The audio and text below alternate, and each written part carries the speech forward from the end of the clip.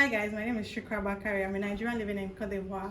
I'm a Nigerian currently living in Côte d'Ivoire, and I'm going to be talking about cultural shocks I've experienced since I moved here, since living here. First on my list is going to be how calm things are. Things are so calm. Like, the people are calm, the processes are not slow. For me, I would say slow coming from Lagos, but it's calm, it's chilled, things move at its own pace, there is no rushing. People are just calm, the things are calm. And when I say this, I don't know how to explain it, but for instance, you go to a bank and nobody's attending to anybody. Like, the customer service are not attending to anybody. Nobody's going to say anything. Everybody's just going to be seated, and maybe they'll be like, maybe in their idea, like, oh, something is happening. Everybody's just going to be chilled. But the Nigerian in me is going to be like, what is happening? Let's move it. What's going on, or start getting pissed or something. But it's not like that here. People are just calm. The things go slowly at their own pace. It's calm, it's chilled. I like it, but sometimes it can just be, second on my list is going to be the greetings. The people are very, what's the word? The people greet a lot. So everywhere you go, so public transport, formal setting, informal, markets, everybody's bonjour, madame, bonjour, everybody greets. Hello, hey, hi. Everywhere you go to, like, you meet somebody on the road, you greet. So there is a lot of greetings happening, and I like it. It's just mutual respect for one another. If you go, so if you go into a public transport, the people there, you greet the people and they respond to you nicely.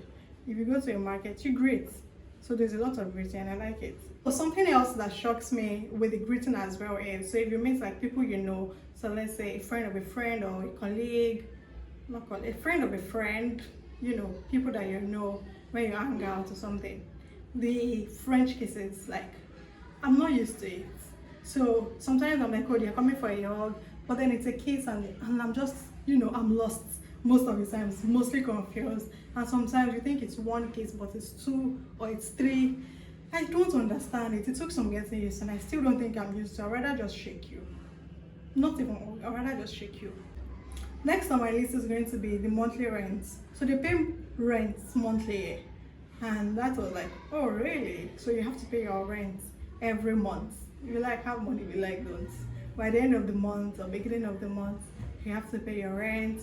You have to pay for your water as well. So there's water bills as well, because the water is like generally distributed. So that's just something else that just shocks me, like, oh really? Away from Nigeria, you have to pay, and the rent is actually more expensive. I don't know, maybe because it's monthly, but that was just another cultural shock for me, having to pay rent monthly. Next is going to be, I was not prepared for how much they eat acheke and bread in this country. Bread as in the baguette. This, I'm sure that they can survive on just bread and acheke. Bread and acheke. And I love it. I love to say it, but I'm just like, wow. They eat bread in the morning, acheke.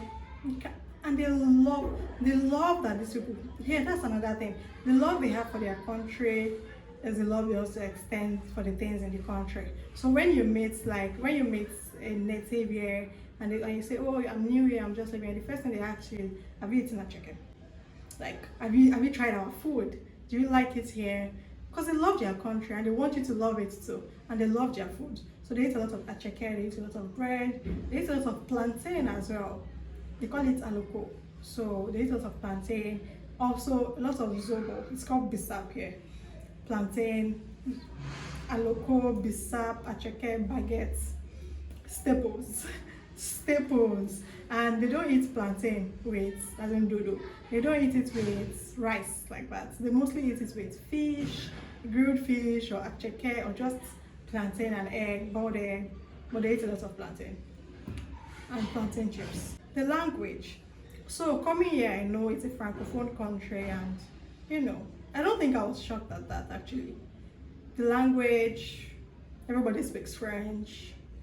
The percentage of people, and everybody speaks French, but it's also impressive to see the percentage of people that can actually still hold very basic conversations in English. I'm talking, you meet somebody, like when I just came and I was completely lost. If I meet somebody and I say, oh, I don't understand. They're like, oh, you speak English. Where do you come from? What is your name? You know, little things. Where are you going? Even if you are lost, you know, you can still find your way around, like the basic. And now I'm saying this compared to, I can imagine a French person coming to Nigeria and they are lost, or they're like, oh, I don't speak English, I speak French. I probably would never hear them saying that. And you're just like, comment ça va? Because that is, I mean, for the most part, French is not something that people even really know in Nigeria now, from my own perspective. These are cultural shocks I've experienced since moving here, and thank you for watching.